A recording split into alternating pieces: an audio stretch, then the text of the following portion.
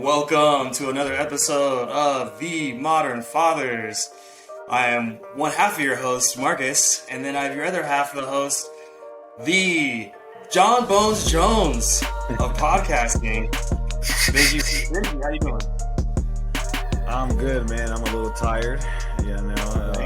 Life of a public educator is never a dull moment when you work in middle school. So I had the privilege today of breaking up a girl fight. Gotta love doing that. That was part of my afternoon today. But in terms of the baby, my little princess has been sleeping like a champ ever since she hit that 6-week mark. Last week was a struggle. She was in and out of sleep, waking up at random times. The last 2 nights, we'd feed her by like 9. I think yesterday was a little bit later, like 9 until 10, because we took a bath and did all that. But she slept till 3:30 a.m. She slept straight. Oh, wow. Yeah. And, the last 2 nights she slept like that, and then we'll feed her, and she'll hit right back into the sack and go right back to bed. So that has been legit. We had our second outing on Sunday. Took her out to like a little market thing. We went to another restaurant. She was cool. She was chilling. So that's good. Getting her out more. Getting her acclimated with outside of our little bungalow of a home. Yeah, man. She's growing big, dude. She got double chinning up. She's eating. We bumped up to 4 ounces of milk per serving. So she's getting healthy. She's holding her head up. It's funny, she does like that, kind of like that Bill Cosby Jello pudding neck roll. Hold her up, and she's like, ooh. Yeah, that's hilarious.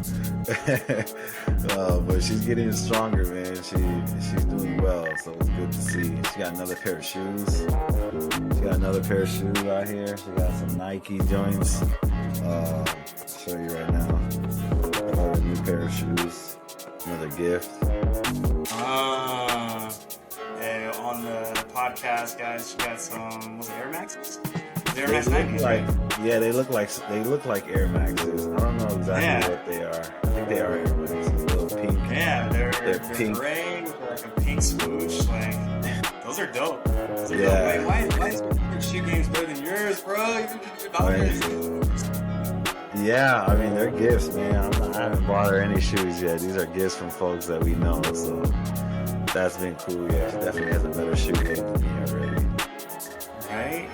Yeah, man. Yeah. Over here is the same thing right now. We're just humming along right now. We got Kairos balling, man. The guy's getting taller. He's starting to hold and grip more things. We got this basketball that he's playing with like a lot. And, like the soccer ball, he's just dribbling around with his hands.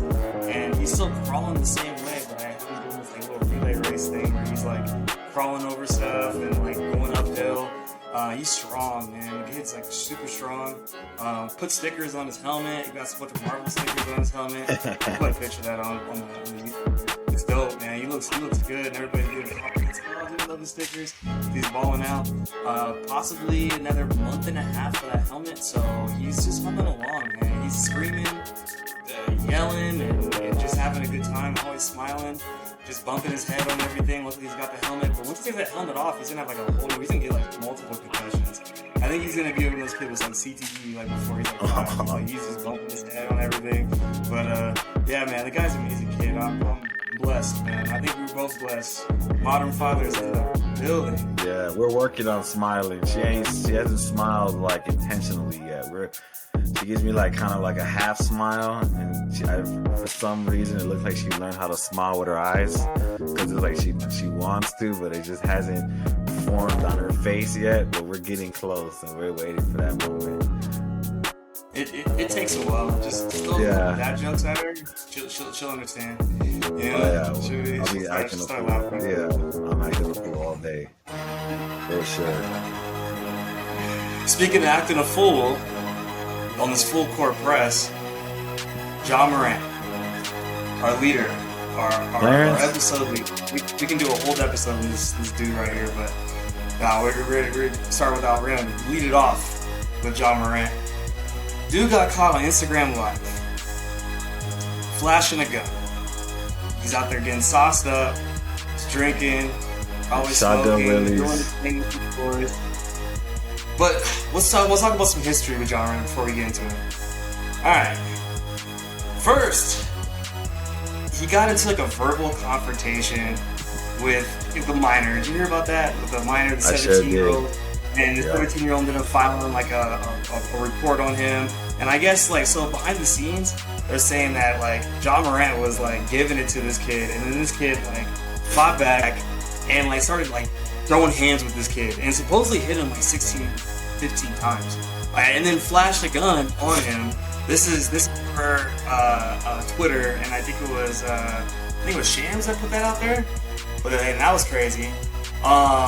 He also had that incident with his boys flashing the piece at the Indiana Pacers, which that was crazy. And what else did he do? He also had another incident where his mom at our finish line, and his mom got in an argument with the finish line like customer service person. Security gets called, and then he ended up flashing another gun at security right there. So that's just multiple incidents of John Morant this season so far. What do you think about Mr. John Morant and his behavior, and how do you feel about this whole situation? I think Clarence, real name Clarence, is a goofy, man. I mean, this dude comes from a suburban household, private school, been grinding to get to this position to put his family in even a better situation. Comes from a 2-parent household. And it's just, and you know, it's kind of, I've seen pictures of his dad too. His dad didn't dress like how he's presenting now. I've seen those pictures. I mean, it just sucks. Like, you guys like made all this money to embellish stereotypes that people try to get away from, right? Like, and it's just frustrating, man. I mean, this kid is super talented. Great basketball player.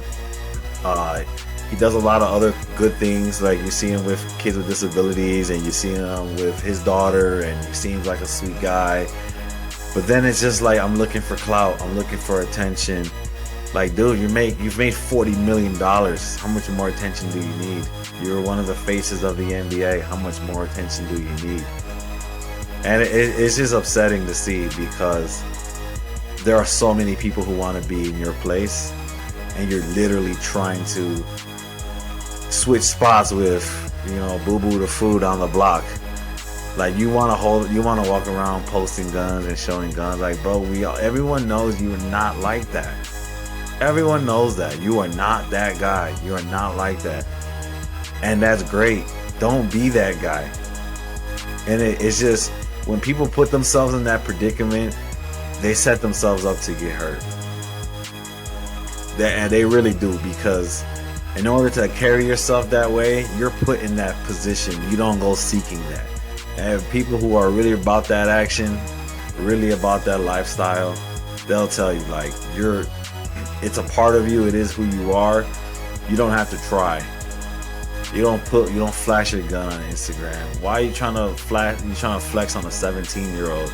You're 23 years old, man. You're a million. How'd you even get on the court with a 17-year-old who doesn't know nobody? Because if you're playing with any 17-year-old, it should be a prodigy 17-year-old. You know what I mean? And that would be a public event where they're like, oh, John Morant's playing with like these top high school players.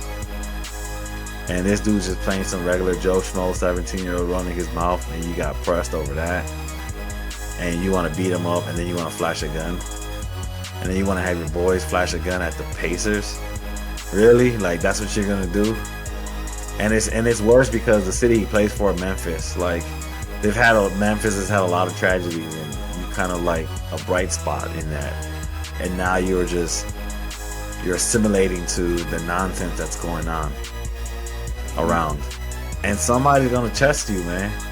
I mean, they killed young Dolph, a beloved person from Memphis. Somebody's gonna look, when they see you out, somebody's gonna test you, because not everyone's gonna love you out there. Somebody's gonna try to test, and they can get ugly. and I hope it doesn't get to that. But it's just sad, and his dad needs to do something. And I get that your son's grown, he makes his own money, but you need to figure something out. I mean, they even had a meeting for him the other day with Steven Adams trying to talk about why their road record sucks because people want to go out and party and not take shit seriously. And then he goes and leaves to Shotgun Willie's, and then he gets into trouble and basically reinforces what Steven Adams was trying to talk about in the first place. Somebody got to do something with that dude before he throws his whole life away and he ends up a regular Joe Schmo. Yep. Yeah, I agree with you 110%. And especially, there's nobody in that locker room that's over 30. Looking at the average age of that team, it's like, I think 26, 27, something like that. So it's a young team, and it lacks vets. And nowadays, you know how it is when you're in school. Kids, 20-year-olds, they don't want to listen to nobody. Plus, when you're surrounding yourself with individuals who lack situational awareness, lack foresight, lack discipline, you end up being those people. He needs to surround himself with $40 million kind of people. Investing your money the right way. Dressing and looking and setting the tone as a millionaire. Right now, you are acting like you had zero money, even though you went to a private school, out of high school. This situation right here reminds me of kind of like 90s NBA before they had those conferences about how to be an adult and how to carry yourself as an NBA player. And it's almost like all the stuff that he was taught in those conferences just got thrown out the window this year. And what he was saying in his statement was like, yeah, like, you know, he's going to take some time, you know, to help himself, to deal with stress and different things like that. Why did it have to get to this point for you to go off and deal with this stress? Why did it have to blow up in your face to where like your shoe deal now is now in jeopardy? Denver, Colorado is out for you right now because, you know, you're over here, you know, making news and doing guns in the club. Stuff like that, it shouldn't have to get to that point. And if you have the right people around him, and then taking from this from a modern father's perspective, you're right. Where's his dad? His dad's at every home game. His dad is at every home game. He should be like talking to him in his ear. Son, what are you doing? What are you doing? So you are never too old to get talked to by an old head. And where is his father? Talking to him and letting him know that this situation is, I don't care how much money you're making, you are fumbling the bag. You're fumbling. He just gotta be better, man. And I don't understand what stress has to do with brandishing a gun. No. Like if he would have beat up that kid because that kid was talking greasy to him and left it at that, I can understand stress. This kid stressed you out, but it's not like this kid threatened you or he did anything, or like, okay, so what does the Indiana Pacers have to? How did they stress you out enough that you wanted your homies to pull a pistol out on them? Like that doesn't make any sense. It's just a cop-out excuse. It's a cop-out excuse and not taking accountability for having a lack of judgment. That's what that sounds like to me, and that's a conversation that they need to have. It's exactly right. And a lot of people, it sucks that, you know, there's a lot of people out here that are really suffering from like mental health and like high stress disorder, post-traumatic stress disorder, all these kind of high-level stress disorders. And then you're gonna name like, you know, mental health as a cop-out for your lack of accountability. It just, that makes everybody who has mental health problems look, you know, like real bad. It's just like we can't start putting stress and all this stuff like that on poor mental health, because there's really people out there that are actually suffering from poor mental health. And Ja Morant, like, even though you probably are going through it, take accountability for your actions, man. Do better. We want to see you do better, even though I'm a Clippers fan. Michael B. Jordan on the red carpet held this young lady accountable, this young acquaintance, for calling bullying. him corny Yeah. in a podcast. And so not in a podcast when they were kids. Well, yeah, when they were kids, but then also too, she said in a podcast that like, hey, like, you know, like her counterpart was like, yeah, he was corny, and they're like, yeah, we used to make fun of his name for Michael B. Jordan, and I used to come with headshots and everything. So they said they basically were calling this dude corny, and so Joe Budden goes on his podcast and he starts talking about Michael B. Jordan being, you know, weak and soft for you know, saying corny, to this girl. What do you think about this whole situation? Is Joe Budden right about him holding a grudge since high school? I don't think dude was holding a grudge. I think it was just an opportunity to bring up the past. I guarantee you he probably didn't even think about this woman at all. And he's like, oh shit, I remember you. I remember what you said, and now you want to try to get close, try to get an interview. Now who's corny? So I don't want to hear shit about Joe Budden got to say. He's goofy. Pump it up. I don't want to hear that shit. Shut your ass up. He always talking shit. He always got something to say. Like he acts like he's a shit too all the time, and he always got some smart comments to say. Like he was talking about like how he feels happy that like he's shitting on other rappers in the podcast game. Like, yo, that's kind of lame. But I don't think he was holding a grudge. I think he was just letting it be known. Like, you're over here trying to interview me, trying to get, you know, insider information or whatever it may be. Act all buddy. Talking about, oh yeah, we go way back. We don't go way back. You knew me when I was a kid. You ran your mouth about me. And now you want to act all cool to get your clout up. Because that's what it's going to do. You talking to me is more beneficial for you than it is for me. So I don't think he's holding a grudge. I think he was just like letting her remember, like, hey, remember, this is why I gave you those headshots. I've been believing in me. You didn't believe in me. And now look at you. Now your job is to come follow what I'm doing. How about that? And I don't think there's nothing wrong with that. Nah, me either. I think that's flexing. And you know what? When you have a glow up like Michael B. Jordan, you got all the right reasons to flex. Millions of dollars and multiple films, and the ones that you directed, that's Creed 3, did really well this weekend. Flex all you want, Michael B. Jordan. And another thing too, Joe Budden. I agree with you with that. Joe Budden is I wanna make sure my words come out right. I don't really agree with everything that comes out of that dude's mouth. And he's very toxic. You know, firing his crew members like the way he did and just put it out there and put it all up front for everybody to see it like that. I mean, like, come on, man. Like, you could do that behind the scenes and be like, hey, it just didn't work out. Yeah. You know? The stuff that he goes in on, I think a lot of that stuff that we was talking about too was a little bit of pandering. He started talking about more of like, hey, like, you know, you need to protect like black women. Yeah, black women need to be protected, but like, Michael B. Jordan didn't even say anything to like elicit that conversation.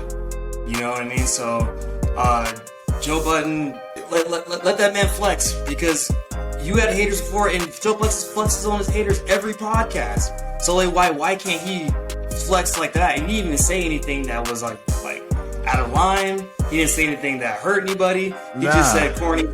That was it. So, I mean, let that man do his thing. And also, too, another thing about being corny in high school, bro, I was that dude. Like, I was like a corny dude in high school. I wasn't hood. I wasn't gangster. I didn't try to be anything. I wasn't John Morant. You know, I stayed my own lane. I was who I was. I was me. And yeah, I got a lot of hate for being me. Like, oh, you know, like, you're soft and like you're not a thug and like, you know, like I wasn't, and I never played that role. But my life has turned out great. And then I see a lot of people on Instagram that I can, you know, be like this, you know, like, what's up now? You know, like what's up now? But I don't choose to do that, because that's not me. I would just say, what's up? I hope you guys are having a great life, and like, you know, I hope things are going great. You know? Shout out Michael B. Jordan, sexiest man on earth, apparently. yeah. Right now we're gonna get to his co-star. Real quick, did you hear the interview of him on $1 Million Worth of Game? That was funny. That was a good interview. What did he say? Nah, it was just Gilly the Kid and Wallow talking to Michael B. Jordan, and they kept hitting on that sexiest man alive comment or the nominate or the him being called that, and they just kept busting his chops over it. It was funny. Those guys are funny. Yeah, I like Gilly the Kid. I like Wallow. They're really funny. That's like one of the best hip hop podcasts. That's my favorite. Him, like Noriega. I like that one. Drink Champs. Yeah, like, shout out to those guys. Club Shay Shay is another one I really like. Club Shay Shay is really good. Yeah, Joe Budden, no, I'm good. Subscribing on that. You have those years that come out, these 2 boys with 10 subscribers coming out. Hey, we gotta get subscribers out. Make sure you like and subscribe so we can actually talk to dudes like that. It's a pump up our numbers. Yeah. Right. Like and subscribe. Come on, get us up to these 25 by like the end of this month. Dude, this is right up your alley right here. I put this one directly for you. Schools in our country. Now I'm on Reddit, right? I'm on Reddit, and I have like this. It's this fight Reddit, you know. Schools all across the country. Fights all day, you know, like, and then they put them online, and it goes on to Reddit, and I'm seeing like brawls, and I'm seeing like adults like are minute, 2 minutes, you know, the shit already, it's already happened. Dudes are already knocked out, ladies are already knocked out, and then like, you know, finally adults come running in. It's really horrible. With spring break around the corner, high school violence is at an all-time high. What preventatives do you have for teachers, admin, parents to lower high school violence? I mean, I think it's the same thing that always worked in the past, and it's the most redundant answer that I'm always gonna give. There are just no relationships in schools, man. Like I don't. It's not that hard to pinpoint. Kids who can have someone to talk to, who they trust, who they can say, I have a problem, we need to hash this problem out, or how do I go about solving this issue, are less likely to fight. And I hear from educators all the time, like, we don't want to talk about it. It's always relationship, and they're always like, it's always relationships. You're always saying relationships, and I'm like, yes, because we're still not doing it yet. And what does a relationship look like to you? What is an authentic relationship? Good, bad, ugly. There are going to be bad days, but those are the most important days in establishing that relationship. And the issue is adults who are entitled, who are thinking about themselves first at all the times, only want to communicate and engage with kids when it is contingent on them doing what they're asked to do. That is not a reciprocal relationship. That's a hierarchy of a relationship. You do what I say, then I listen to you.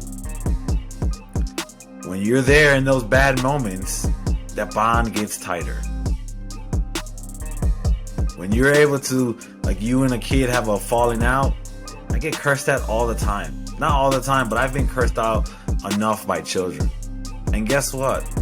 As the adult, I go up to them the next day and say, hey, good morning.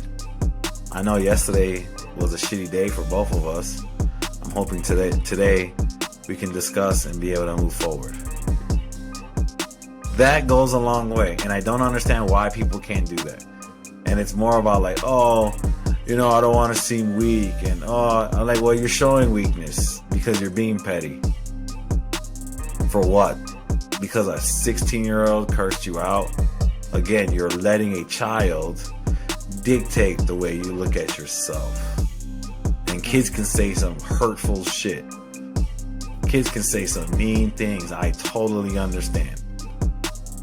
But at the end of the day, you as an adult should be confident in who you are as an individual. And if you can't do that, you need to find the space in order to do some exploring and figure that out. Because if you let a 16-year-old destroy your confidence, you have no chance talking to an adult. And again, there's this, and being invested in what's going on, remembering that their drama as stupid as you may believe it is, and in the grand scheme of life, it is probably dumb, it's still their whole world. You have to remember that. That is key. You have to remember that. Remember how it was to be a 15-year-old and realize that now it's that times 600 because of social media. I had this conversation with some different people, and I'm going to play devil's advocate because people try to put devil for me, and I try to hold them accountable. And I want you to hold me accountable for this question because I got asked this question, and I want you to hold me accountable for it. Your role is to build relationships. What if I don't have time to build relationships when I'm trying to teach through my curriculum? You are teaching your content because you love your content, right?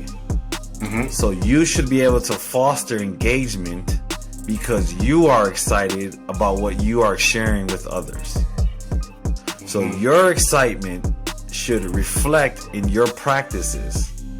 So now if yours can't do that, that tells me you really don't care and you're here because you have no other option. Good teachers, good educators are enthusiastic about what they are sharing. Good SSPs, right? Students support personnel. When I was a practicing school psychologist and I did therapy with kids, I was excited about what we were going to talk about. I was excited for that opportunity to meet with this kid. And guess what happened? They were more open to engaging with me because I knew what I was talking about, and I utilized my knowledge to foster a relationship through my content. I see great math teachers who are able to connect with kids through math because they are experts at what they teach. They love their content area, and it's a part of their identity to where they're able to make it engaging and fun. And then through that, kids get to learn about who's in front of them. That's how I would answer that question. So my first question would be, do you love what you do? Because if you don't love what you do, how are you going to have a kid do something that you are not even totally bought in yourself? And that goes a long way. You don't need to be their best friend. You don't need to go looking and going to lunch with them. They don't need you there. They don't need you to do all that. They need you to be engaging and love what you're bringing to the table when they are expected to be in your presence. And by you doing that and having high expectations and not just letting them do whatever they want, holding them accountable, providing a structure, there will be a relationship. Yep. And it doesn't have to be buddy-buddy, but it can be just respect. And it's just as simple. It's very simple. The same way you do that with people at work and you don't like this person, but you know if you go out and have a falling out, you have the possibility of losing your job or maybe a demotion or a write-up. It's the same principles. The same way you deal with that family member you don't love as much or you don't like dealing with as much, but you there because you know you don't want to upset maybe an elderly person in your family and you make that work. It's the same principles. People are just making excuses. And I'm tired of folks blaming kids. Mm-hmm. And we're not looking how post-pandemic adults have changed. Mm-hmm. I think we should call episode 11 accountability. That's it. You know, and just you said, like, just enjoying your job because you chose this profession because that's what you wanted to do. And enjoy your job. Enjoy your job and love it and feel it, the energy and the vibes. Because I remember I used to walk into rooms and I knew the teachers who loved their job. And you can just tell they were just enthusiastic. And they were bringing the same energy every hour because they actually wanted everybody to learn what they had, the curriculum was. And they were just so fired up and pumped up to teach these kids. And you saw it. And then the interactions that he or she had with the students was just authentic and came like right off the cuff. And like that was the fun part of my job. Because I walk in those rooms, I'd be like, dude, this is what learning looks like. This is beautiful. Yeah. It's such a lovely sight to see. But then you have other rooms that are utterly chaos because like you just said, people are just there to go through the motions and earn a check, and that is the wrong job to go and earn go through the motions and earn a check. Go work at Amazon if you're gonna do that. Go work at Target. Go sit in a cubicle. Go walk around and be a door-to-door Cox salesman. Ooh, Cox cable, you're pissing me off. Moving on, that's my gripe because Cox is they're brutal. That's all on the internet too. Come shut me down if you want to shut me down. Is it okay to tell your wife, girlfriend, significant other to change their clothes and put something else on? Whew, that's tough. I think it depends on why. What is the reason? Okay, let me give you a scenario. What's the reason? Modern father scenarios. You're going to a Christmas party, right? For your job, as you see educators, right? And I'm not saying I'll never say your wife does this, but this is hypothetical. Like you have like a pretend wife, right? Pretend lady, right? She throws on something that's more in the club type of gear, right? And you're gonna be around your principal, and then maybe people from the downtown office are gonna be there. So like you're networking, and you can't even you can sip on something, but you can't get too tipsy. And then she comes wearing club attire. Before you leave the house, would you say anything? I think it really depends on where this get together is at and the function of like the people we're going with. Because I worked at schools where like everyone's like party animals, and they all came looking like they were going to the club, and we usually ended up bar hopping afterwards. And so it kind of flowed right together. All right. So let's say it's formal. Let's say it's oh yeah. I mean, if it's formal, then yeah, absolutely. I'm gonna say, hey man, you look great. Don't get me wrong, you look great. But for this particular event, how about you wear this dress instead? I think it will fit more with like what everyone else is going to be looking like. We can save this for when we go out later on or next weekend when we're going to this party or whatnot. I don't think that's an issue. Just like, if something doesn't look good on me, I want my wife to tell me. Right? Like, I was a fat dude and I've lost weight and I've kind of bulked up, but some shit doesn't look good on me. And sometimes I do try to get into that medium, and my wife be like, I don't know about that shirt there, buddy. I don't know. It's not hugging you right. Like it's not hugging you right. And I'll be like, I'll look in the mirror again. I'll be like, yeah, you're right. Or like, if a color is clashing, like tell me so I can make the adjustment, because I don't want to go out looking so goofy. Right. I do pride myself on how I dress. I like to dress nice. My wife likes to dress nice. So we hold each other accountable. So if she's wearing something that I don't feel like it's form fitting, I'll let her know. I'll be like, no. All right, let me take it up a notch. Let me take it up a notch. Here, I'm gonna crank it up. Just crank this up a notch. We're going right now. We're at a 5. I'm gonna go up to a little 7, 8. What about bikini photos on Instagram?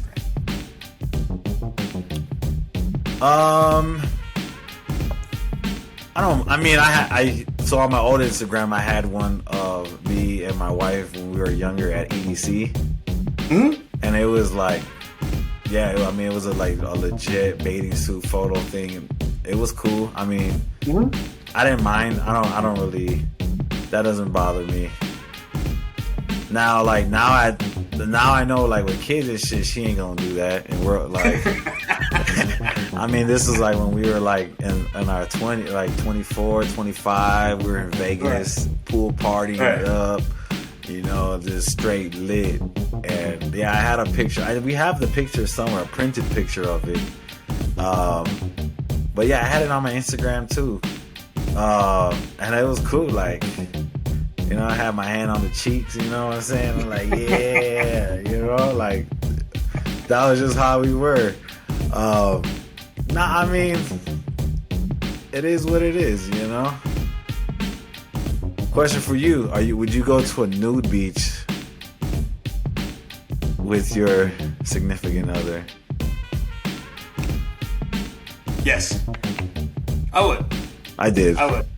I know you did. I know you did it. And like, I wouldn't mind, like, you know, it's a nude beach, everybody's nude. Like, that's cool. You know what I mean? Like, I have no problems with that. Like, just, you know, rock out. I was just curious. I know some dudes be like, I would never do that, and then you out there, you show up, ain't nothing but dudes. Right. That's why. Last time I went on one of those, it was like 17, and it was down in San Diego. They had one in there, and just a bunch of dudes just hanging out. You know, there's not too many like ladies out there or old folks. Yeah, it's with the old folks. I definitely would do that. And then also too, like, I think it's to each his own. Like, it's just, I think it depends on like what the relationship is, and then also too, like you said before on recent podcasts. Make sure you guys listen to our recent podcast on any form of where you get your podcast, or on YouTube. You mentioned that the hard conversations. Like, sometimes, like, you know, if you're a formal person and you want somebody to represent you in a formal way, then you have to talk. And that's something that you have to set as a precedent. It's like, hey, like, when we go out, we're going to be formal. You know what I mean? And then if they don't agree with that, then you guys can part ways. You know, I think it's something that you just talk about up front. You know, and hey, like, if somebody's like an Instagram influencer and it's like, hey, well, I model bikini pictures and stuff like that, you yourself have to be cool with that. Or just, hey, if you're not cool with it, walk away. May not be the person for you. Exactly.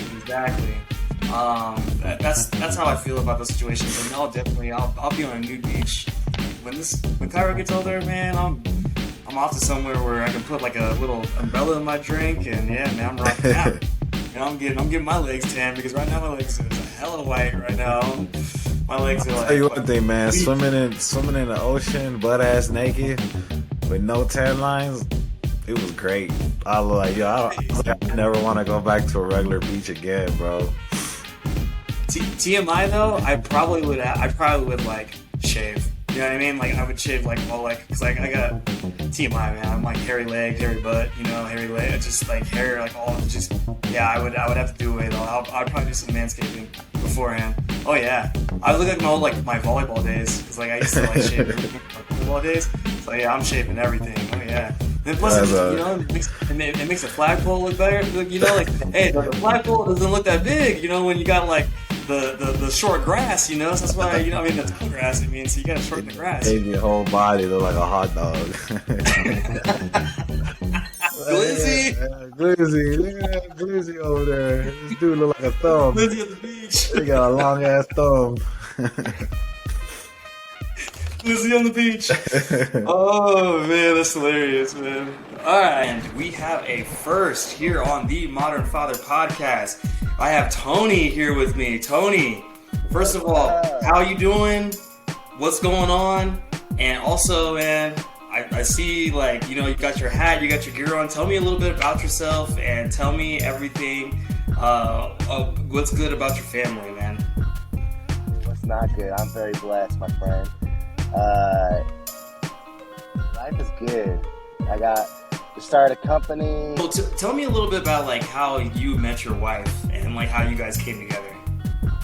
Man, so my homeboy is her cousin. So I was actually staying at his crib right after graduation. I was a senior and he was a junior. But so I graduated, and right after graduation, I moved into his parents' house, and they had an extra room and just kicked it. Because my house was hecka boring growing up, so I went to my friend's house, and anyways, so just they said, yeah, you can stay here. And so anyways, staying there, he had his graduation party, and at that time, my wife was there at the graduation party, and he introduced us, and it was just cool, you know, low key, nothing much. And after that, bro, like, we saw each other every everywhere, like the store, different random church meetings. Like I'll go to some other church, go visit, and she was there, and I was like, what the? I go to another church, she was there, and I was like, this is crazy. And then I went to the club, she was there. I went to a concert, she was there. Like, it was weird. Like at the concert, it was crazy. At the concert though, feeling each other, like vibing.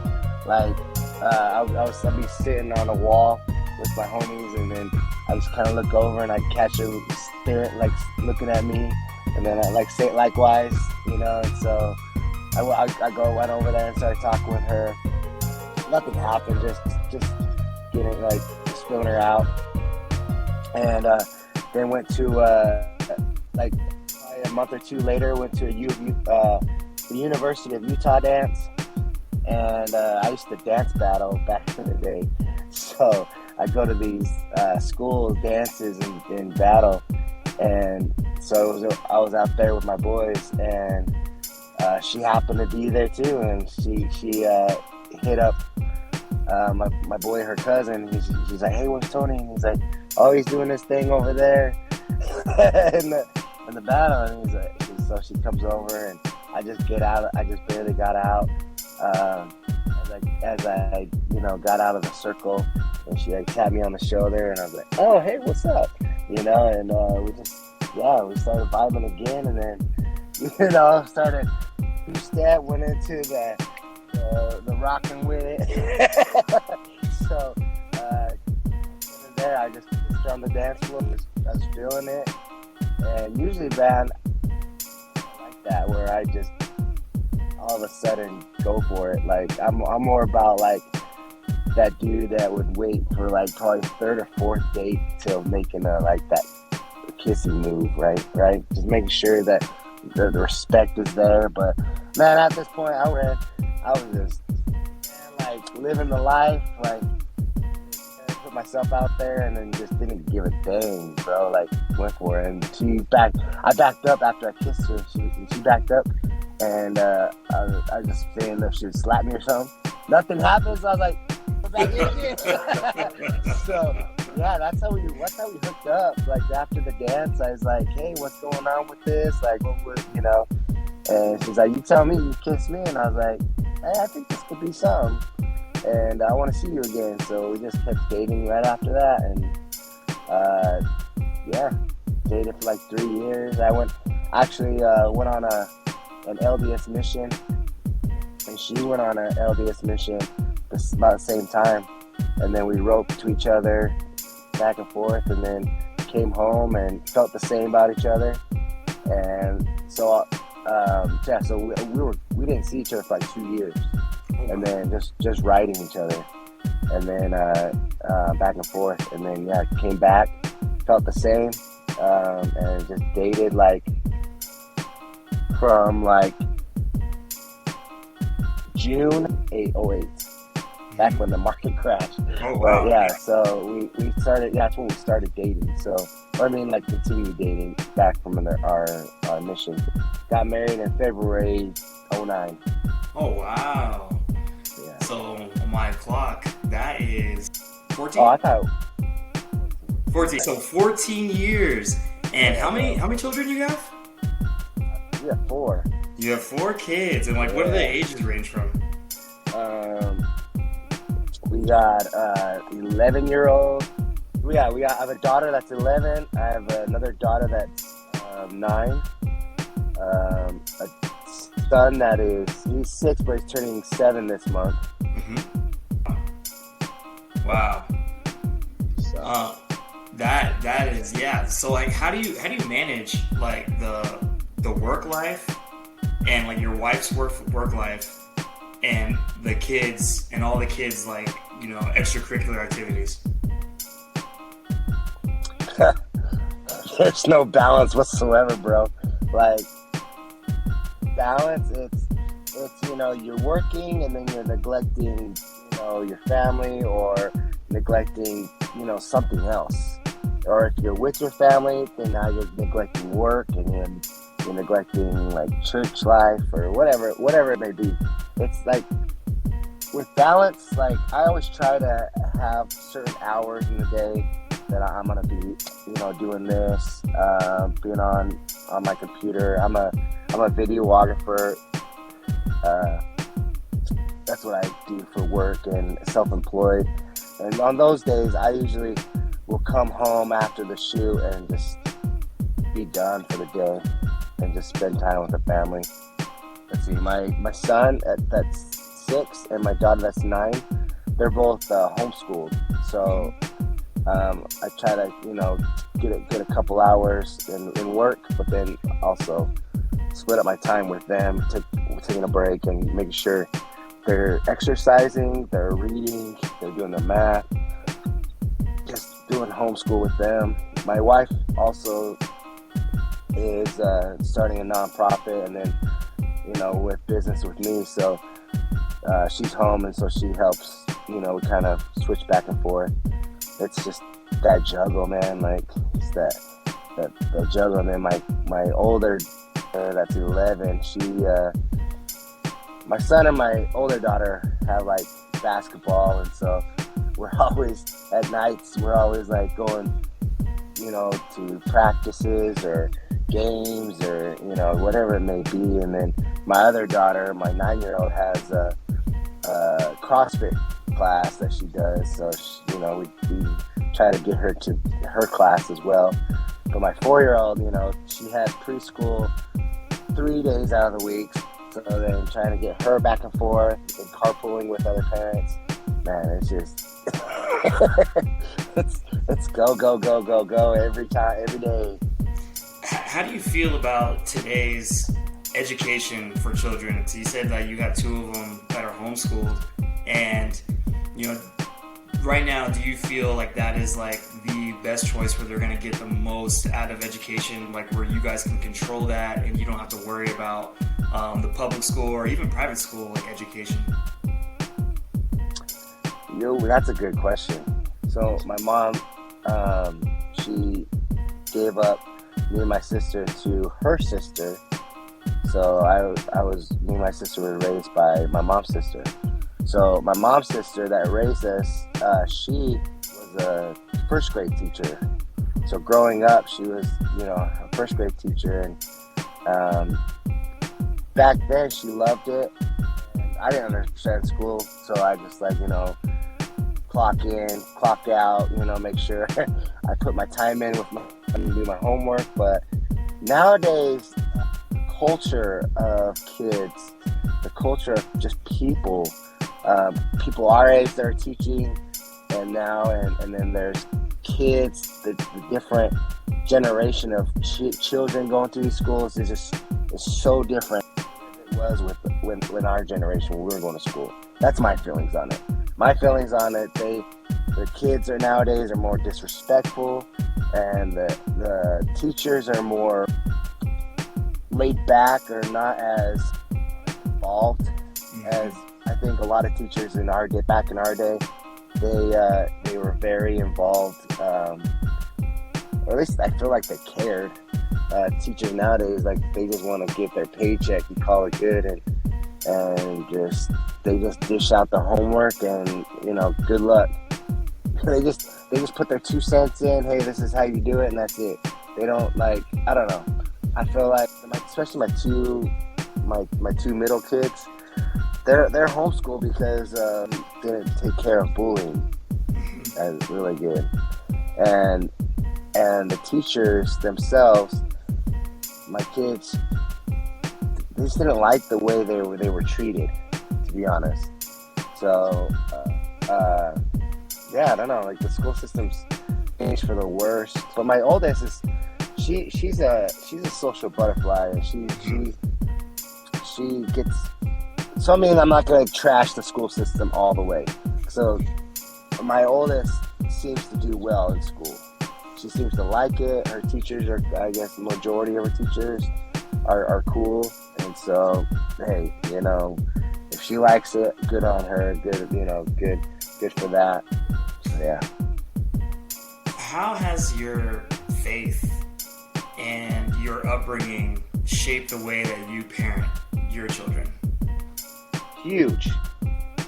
I think faith deals a lot with the foundation of kids. I mean, you see, those who disagree, I mean, you see the difference between kids that don't have a foundation of faith versus kids that, you know, are forced to go to church. Like, my kids, yeah, they feel forced to go to church. I don't want to go to church. Well, you want to stay home and clean the house all day? I mean, that's up to you. Like, you want to go worship God, or you want to stay home and just rather scrub the whole house? I don't know what you want to do, but that's your option, I guess. But no, but like, we take our kids to church. For me, I grew up LDS. As a kid, you know, you feel like you're forced into it. You feel like you're, you know, brainwashed and everything. Acting on your parents' testimony and their faith, and you're just relying on them and them being strong, and you're just, you know, going along with things, you know, just riding along with it. When I was like 17, 18, I got into drinking and smoking weed and kind of like drifting off, and got into, you know, women, partying, and I was just living the life of doing whatever I want. When I was about 20 years old, my mom that raised me in the church, she sat me down because the night before she saw me coming home drunk, and my friends helping me into the door, feeling good. And I totally, because I knew she was going to be disappointed. Mm-hmm. And you know, us kids always like try to hide from, you know, disappointment, because that's even worse than getting whipped. Oh yeah. Especially disappointing your mom, man. That the look on their, you know, their faces when you disappoint, it hurts. It cuts deep. I went outside to help her with the chores, out and doing yard work, and I was like, hey, sorry mom, I lied to you. And I was partying and just had time of my life, and just kind of overdid it, to be honest. And she's like, well, what are you gonna be doing the rest of your life? What's your plans? And I go, you know, I don't know, mom. Like, I'm just having fun, just hanging out, kicking it, like doing my thing.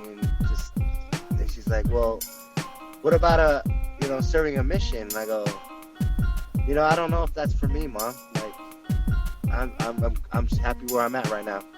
And she's like, well, you need to, you know, you're at a time in your life, you know, 20s. I was 20 right then. You're at a time in your life, you got to figure out what you're going to be doing the rest of your life.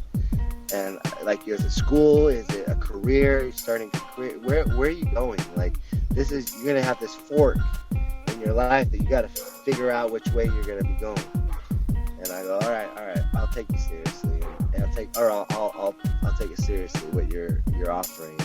She's like, well, I ask you, and I hope you do it, to read the Book of Mormon and the Bible, and gain your own testimony. And I go, all right, I'll do that. So I did that for about a couple months, especially to be straight up honest, up front. It's actually the Book of Mormon gave me a huge testimony of Jesus Christ. Mm-hmm. And it helped me, I mean, besides the Bible, but like the Book of Mormon helps just that get on that second level of personal relationship with him. And that's what helped me. He straight up slapped me upside the head. And he's like, you dummy, you need to repent. You need to clean up your life, and I want you to serve me. And so I'm like, oh, I'm sorry. And so yeah, that's how I gave my testimony, is just being immersed. Like, people like, they don't understand of what it takes to have faith. People don't understand what it takes to even try to run a business. Yeah, you're gonna fail. you're gonna freaking go hit flat on your face. Especially with faith too. Faith is hard. It's not easy. You know, we do have lessons, and I have my 11-year-old and my 9-year-old give those lessons because it teaches them to stand up, not only as a family, but to stand up and present themselves in public. And so they're practicing at home. And so whatever you practice what you preach. That's exactly what the foundation we do in our home is like. All right, well, you know, Dad has practiced, you know, preparing lessons at home. Now I go to church and I'm pounding the pulpit of helping everybody, calling everybody to repentance. We gotta repent. Now I'm in the classrooms teaching the kids to repent. I'm in the classrooms like, hey, you know, Jesus is there for you. And you know, and then I come home and my kids are now, you know, they're standing up in front of the family and just giving their lessons of what they read, either what they learned in school, what they learn in life, or what they learn in the scriptures, like whatever it may be. I let them prepare. I'm like, whatever you think that our family needs, that's on you. Like, you prepare a lesson and you teach us. And so it's been awesome. Like, that's the thing. A lot of people, they force their kids to do things. All us adults as parents, all we're here to do is be mentors and just guide them. Like, let them do them. They are their own people. They are their own. They have their own souls and personalities, and just let them blossom by themselves. All you're doing is just nurturing them with that sunlight and that water and the good soil, and that's all you provide for them, and let them blossom. Well said right there. If you had one lesson to teach dads, parents across the nation, and it'll get aired out to everybody in the United States, one lesson to parents, what would that lesson be? Oh, you're gonna hit me with that without even, you should have asked me that before we got on this. Oh man, one lesson.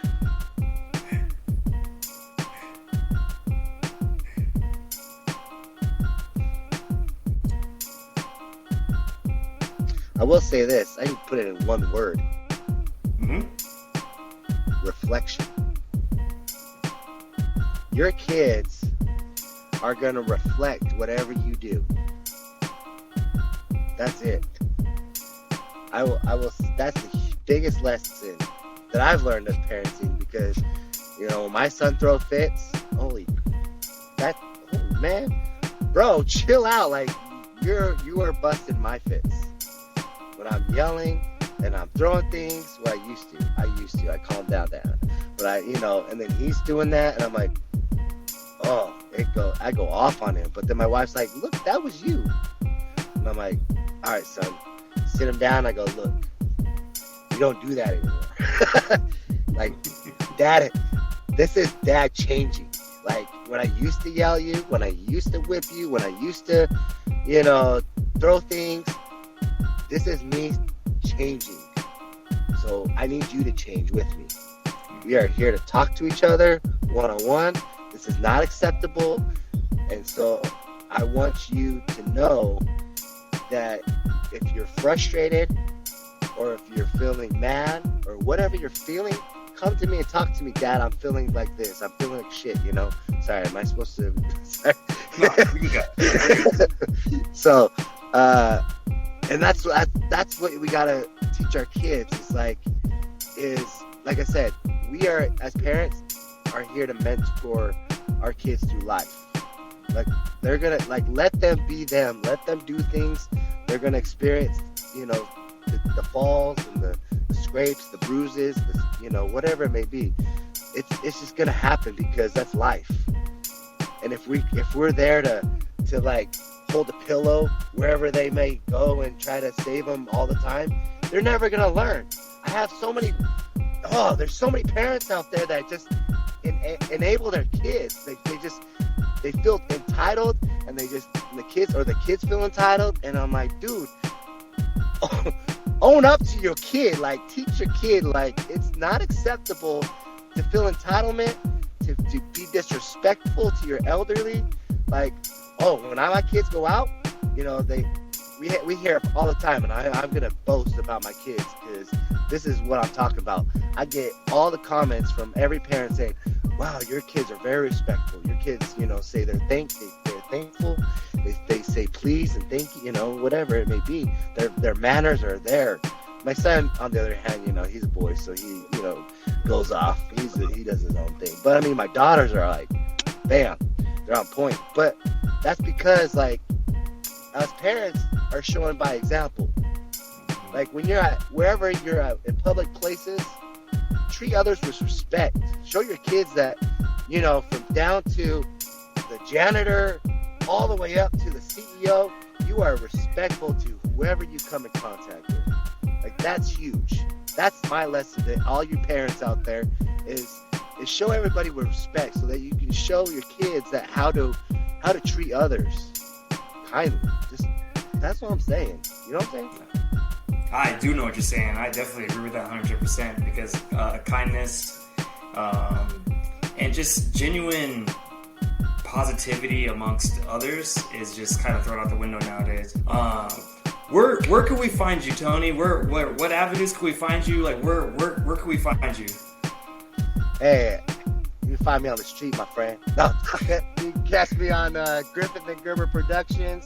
Catch me on social media, Griffith Gerber, at Instagram.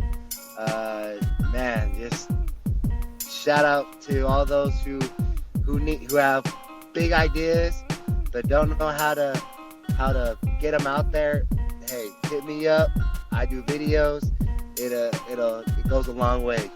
If you're telling your story on how you want to present that product or yourself, your brand, videos go a long way. Nah, they really do. And on the YouTube version, that is going to be on the top scrolling. So, but yeah, you'll see that written down. And then also, too, I'll put that on the podcast inside of the info box to make sure they get all your information.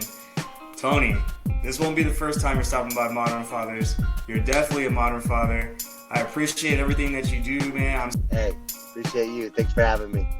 Mm-hmm. Now, let's go into our main event of the evening.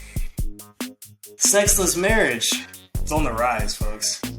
Sexless marriage is defined by you not having sex for 6 months. Like, it's 6 months to a year, you're having sex less than 10 times. The statistics show that 15% of married couples are sexless. So, I'll ask you, with men's health and everything, erectile dysfunction and, like, you know, Ben's pills and all that stuff is on the rise. Low testosterone, definitely on the rise. Mental health, slow you down in that game. How can we prove our health to maybe make ourselves more appealing if you're having those kind of issues in your marriage? I mean, for sure, I know a bunch of young cats who like try those gas station Viagra pills. That's a no-go. Do not utilize those to do anything. All right, you are setting yourself up for complications later on in life, to where it's just like most other drugs, where you're going to be dependent on that in order to get your salute, your soldiers who salute. That's a big one. The testosterone, I've read that as well, and it's some of it. It's like evolution, where we're not like warriors and shit like our ancestors had to be, and outside. So you have to stay physically in shape. Yes. You need to work out. Whatever working out means for you, you need to do some form of exercise. For sure. Like, you can, especially if you're sitting at a desk all day, get your ass up and do something. Yes. Something. Push-ups, burpees. I mean, if you're like playing different, like, you know, co-ed or men's league once a week, you know, ideally you're doing something a little bit every single day. That is huge. Your diet, right? Looking at your diet, eat more fish, Make sure like you are taking care of your body and you are eating healthy as much as possible. I'm not telling you to not eat with indulge in some sweets and all that, but balance, moderation. Key to life is moderation. But a lot of people are like so easy to order food and they're eating fast food all the time. They're eating like not nasty, but like over sugar, too much sugar in their coffee and all these unnecessary calories that are making your body deteriorate and your mind deteriorate. Right? And if you have issues, mental health issues, address them. Yes. Everyone has a little bit of anxiety or depression. Right? A lot of people are stuck on something that happened and it's causing them to be depressed, or they're anxious about something that hasn't happened yet and they're thinking of the worst case scenario for that situation. Start being vulnerable and address those concerns. And then I would say you gotta have sex, man. I mean, you gotta have sex. It's a very important part of your relationship. Yes. It is okay to be intimate. You know what I mean? You are with this person, and you don't have to have sex like you're 19 years old anymore, all day, every day, or for those who are more experienced, my more experienced listeners who are having sex young and all the time, everywhere. Doesn't need to be like that, but you need to be intentional. And I understand it gets harder with children, and I think it just provides an opportunity to get a little bit more creative and keep it spicy. Yep. I agree. You need to, I always say, like, especially, as a modern father, you need to keep evolving, not only mentally in your job, but you need to evolve also physically. And you gotta stay, in these day and age, especially with Instagram and all of this stuff that people are taking in, you gotta keep yourself looking good. And you gotta, and keep yourself confident. So when your spouse looks at you, she's looking at, wow, look at my man, oh man, look at this dude. And especially if you're attractive to other women, your wife would just be like, hey, let me protect him and keep him off of him, and she or your spouse, she's just like, yeah, look at my man right here, haha, look at you, look at you girls, you don't got nothing, you guys are single and independent, so keep evolving yourself and keep yourself mentally tough, keep yourself physically tough. Always, you talked about with your calories. You gotta somehow find a way to even 3 times a week, 4 times a week, stay in caloric deficit. That means you are taking in less calories than what you're eating, and not only that, you're staying physical with working out, because you need to keep working out and you need to keep helping yourself keep that testosterone up. Because man, when you have that, you're just rolling. I'm ready to get after it. I'm ready to, let's go. I'm ready to just, tackle the lion in the Serengeti. I'm ready to get after this. And you have to feel that energy yourself, and that energy is so positive that your spouse will feel it, and you got to make her want it, because you just can't walk in the room and just be like, hey babe, let's do it. You know what I mean? That is, especially if you've been together for longer than 8 years, 10 years, 12 years, eventually that stuff wears, that it weans. So you gotta find ways to spice it up, but then also keeping it spiced up is keeping yourself intact and keeping yourself beautiful. So yeah, man, keep guys, fathers, dads, men, young boys, work on yourself 24/7. Keep yourself positive, keep yourself great. Do you think couples are happy in sexless relationships? I mean, I think some can be. I would say I think there are some, probably more than we would give credit to, who are perfectly content with a sexless marriage where they're okay with a few times a year. I would say that number, I would assume that number would be dwindling, just because I feel like the amount of like premarital sex it goes up often. You don't have as many traditional thinking folks like back in the day. I would assume with age you kind of slow down, and you find other ways to find intimacy. But I do think there are some successful marriages that are sexless. I just feel like for modernized folks like us, sex was presented to us different than it was our parents and grandparents. Oh yeah. Right? It was more acceptable to have premarital sex and, you know, multiple partners and things like that. I mean, even to this day, right? And it's even more now. Oh, it's even crazier now. It's even crazier now. So, I think it's just kind of the norm of, like, you know, people are having sex often, and that's great. And if you're not, and that's just how your relationship works, and you find intimacy in other ways, I think that's great too. And I think it's very important that your long-term relationship is not just revolved around sex, because at some point you will slow down, because life is just going to be so busy. Right. You think about like families with 3-4 kids. I mean, it's hard. You gotta finding time to get the little quickies in, and you know, or like you think about vacations. Like you're not really going on vacation by yourself. You don't have time to yourself. You gotta get in where you fit in, basically. But those folks find opportunities, and they love each other for other reasons outside of sex. And sometimes people stay in relationships because of sex. But if you take that sex piece out, what do you have left? Exactly. So I think it's a balance. You don't want to find yourself in a relationship that's only sex, because, you know, there's, like I said, there will be dry spells, and those can get ugly, because it's like, all right, well, what else are we gonna do? Yeah, man, I'm a full believer, and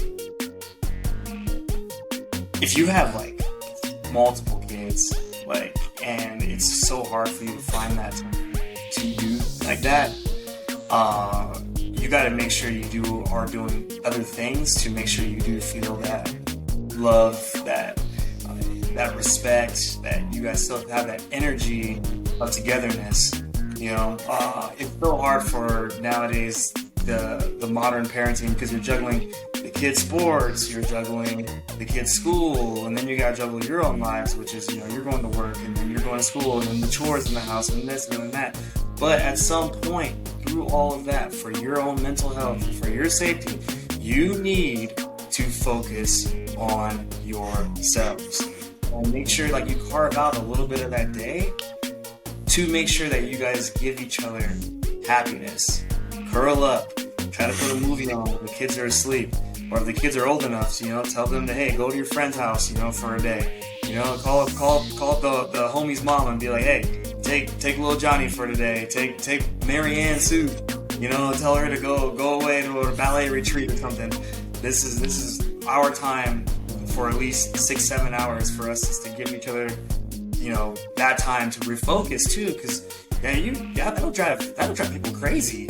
I'll drive people mad, and I think that's why a lot of people, like, they'll go to work, and then they'll find somebody at work, and then, like, that person at work is like, oh, that person's like different, it's exhilarating and stuff like that, because they're not getting that met at the house.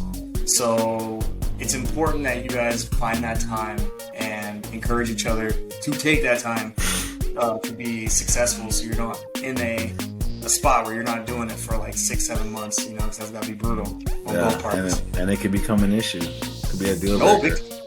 Oh yeah.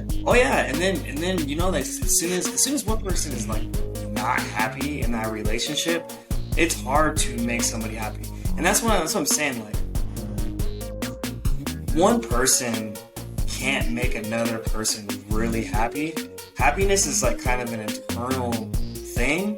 So if you're talking about the things that, hey, like I'm not feeling right now very happy right now, talk about what you can do to make yourself happy, whether it's getting some alone time for an hour or so, going to the beach, getting some serene time, whatever your way of making yourself feel good is, try to make yourself feel good as much as possible so you can spread that out to the other people in your life, your kids, your spouse, everything else. Because like when you're not happy, you make dangerous choices, and that's when things start falling apart. Is when you fail yourself and not making yourself feel good as a human being. Do you think divorce is the best option in a relationship, especially if they have kids? If they have kids? If they have kids, yes. I mean, if you're miserable, I think it is. I mean, if both sides are miserable and there is no opportunity to repair, there's no investment, I don't believe in that whole we're staying together for the kids. Mm-hmm. I mean, I think that just creates an issue. Because now you're blaming the kids for your misery. Mm-hmm. Right? Like, I stayed with your father or I stayed with your mother for you. So you're blaming the kid for your decision. Falls back into what we've been talking about. The theme of today, accountability. Accountability. Take accountability for your failed relationship, which is okay. You're not the only one. And be respectful. And learn how to co-parent at that point. Mm-hmm. You may not be with that person, but you have your kids forever. Right. And a lot can be learned from two successful, competent individuals who separated than those two people being together and being miserable and the house, you raising kids in a house of tension. Mm-hmm. I never understood why people say, we stayed together for the kids. If you're empty, what are you giving to your kids? Mm-hmm. You're giving them a lie. You're raising your kids on a lie. And you are short. You're coming up short with what the goal is. So I think if you're at that point, you got to pull the trigger on it. And hopefully you found a person who was great to have kids with. And they see it as an opportunity for you two to have your individual lives, but still remember that you have a shared joint responsibility. I'm going to go personal on this. My parents, they stayed together for me and my sister. I kid you not, I think their marriage was done when I was maybe 11, 12, maybe 13, and they basically stayed together for me and my sister. And I kind of noticed it when my mom would go do her thing. My dad would be in his room. He had an office where he had all his computer games and everything. That office was pretty dope. I used to go in there all the time trying to play video games, and I watch play video games.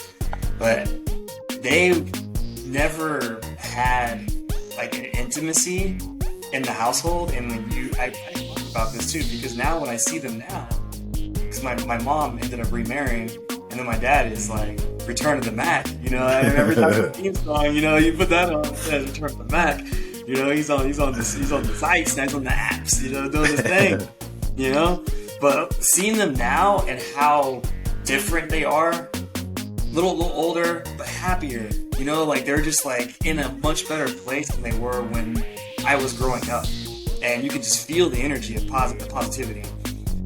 Now, I kind of believe you're kind of damned if you do, and you're damned if you don't.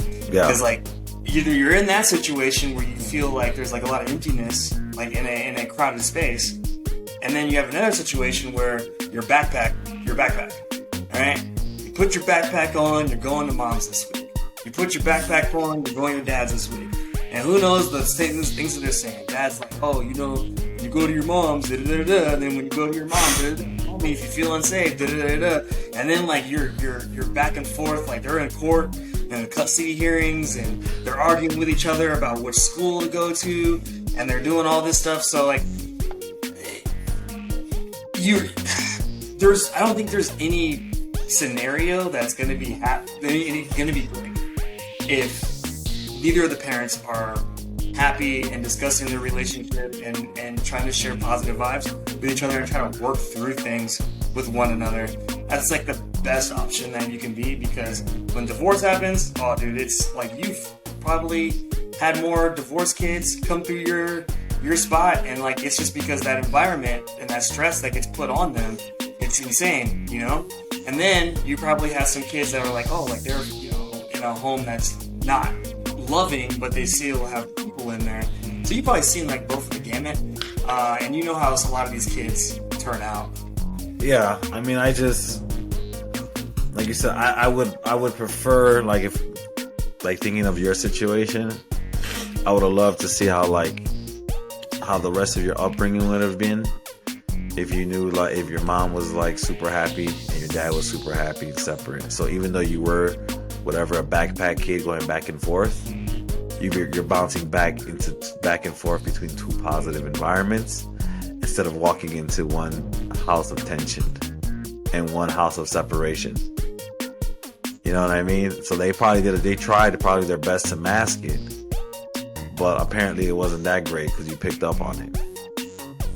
So yeah, so you know what I mean. So it's like, so like it can go either way. And like I know you're saying, like if it's like, oh, like talking about each other and your parent did this but that would be toxic anyway. But I've seen great I got friends who co-parent because they had kids young and, you know, for whatever reason just didn't work out. But I've never heard them say anything negative about the person they had a child with. You've never seen like a nasty... I have seen, but like that's going to be bad. But I'm saying that's just a negative. That's going to be negative regardless. Like I've seen nasty, right. But there's no point of arguing or there's no point of discussing two nasty sides because we know that's going to end. So I'm thinking of two parents who are able to get it together and collaborate and work together. Right. And you don't really see the diminish in their kids. And yes, they wish they probably had both their parents together, but they still end up in a better place than the kids coming from a toxic environment. I mean, if they're toxic separate, toxic together, they're gonna probably yield similar results. But I'm saying, right. in experience where I've seen like great co-parenting of people who've gotten divorced or they just split up, didn't work out, and the parents are on the same, like they keep their kid as the priority. Their kids are cool as hell. Would you say great co-parenting is kind of the exception, not the rule? That I don't know. I would hope that it's the rule, not the exception, because I would say, I'd argue that like most research says most people do care about their kids, but we just highlight the negative. So I would say that would be the rule. I would say most people are able to co-parent to an extent. Everything that's negative just gets highlighted because the U.S., us people love drama. So we hear about that more. If it's good, then we don't want to hear about it. If it's terrible, we want to know all the juicy details. And it doesn't help too that divorce court is like the nastiest place anybody can ever go. They got places. Yeah, and there's shows about it. Oh God! You know what I mean? There's no shows called like great co-parenting. There's no shows like that. Like that'd be the #1 rated TV show. So watch that. Last question. What advice would you give to men who are in sexless relationships, and how can they fix their relationships? I'm gonna say, make a move. I feel like sometimes guys kind of wait for their woman to come onto them. Why don't you do something sexy? Why don't you set the tone? Why don't you light some candles and do something special for your woman and get her and remind her why she's with you in the first place? Run a bath, get some bath bombs, put some music on, maybe make a meal or take her out. Do something special. Before you start complaining and bitching about how you're not getting nothing, what are you doing to keep it interesting? because people get lazy, bro. And in most relationships, women do carry more of the burden. I will argue that point forever. Like, think about like today. Like, my wife's been with our baby all day while I'm at work. She's been with the baby this whole time that we're podcasting. Right? Why can't I do something to show her how that I appreciate her? So do something sexy, put yourself out there, and then go from there. But I think a lot of guys don't. We get too comfortable. We don't always make the first move when we're in a long-term relationship. And if that fails, you gotta let your woman know too. Like, hey, this is affecting me because I feel maybe like you feel like your woman wants you when you are sexual. So you have to explain that, hey, with us not doing, having sex, it's impacting me in all these other aspects of our lives. And this is something that you can help me with. And I get that we have kids and we have all this time, but we need to find time for each other. But I would say first and foremost, start by you making a move because you can control that. Let's see it. Let's see where that gets you. Yeah, I would start having some conversations just about it and just saying like, hey, like, what's going on? What's the deal? Are you still attractive to me? Are you really feeling this anymore? Is there something that we need to work on together? Uncomfortable conversations at this point are a must-have because you can't just, like you said, wait around and just let it fester and let it stew. And then, like, hey, 5 months go by, 8 months go by, 12 months go by, and then all of a sudden you're just like, wow, we haven't touched each other in a minute. So I think more of the uncomfortable conversation is definitely, and then like you, the initiator. You got to be the initiator. You got to be the one that's going out there and putting your foot forward and initiating these kind of conversations and not being afraid of initiating these conversations. Now, if it doesn't go well, hey, if it doesn't go well, at least you tried, and then you have to express the next steps that are going to happen in the relationship, So, good luck to everybody that is in this situation. I wish you guys the best. Make her a mixtape. Some slow jams on. Right. Can I take you home, girl? Right. Slow dance. Put on some 90s R&B. Yeah, get some silky draws. Yeah, you know what I'm saying? Silk draws, they stick to you, man. It's on a hot day. I don't like those. Do some. Any final words? Final words. We are in March, so I'm not really big on New Year resolution things, but this is a good time to, if you stop doing what you said you were gonna do, this is a reminder to get back on it. Summer's coming up, so if you say you were gonna work out and you were gonna lose some weight or you were gonna get more toned, get back in the gym, because the gym I go to looking a little light compared to January. So get back in there, get back on the horse, recommit to what you said you were going to do so you can be the best version of yourself. Keep working, especially on accountability. Rectify your mistakes. Watch the film on yourself. Be reflective. Talk to yourself. Improve yourself every single day, because it adds up, it matters. I'm telling you, you can turn yourself into the biggest beast that you want to, but you gotta get off your ass and you gotta do something. You have to. And what do you do with that ass? After you listen to this podcast on all streaming networks, you are gonna take that loofah, turn it sideways, and wash your candy ass. Shout out to Dwayne "The Rock" Johnson. Right? And that's the bottom line, because Benji and Marcus said so. Shout out to Stone Cold Steve Austin. Thank you guys for watching our podcast and listening to our podcast. Make sure you like and subscribe. follow, download, wherever you get your podcast. We love you guys. Peace.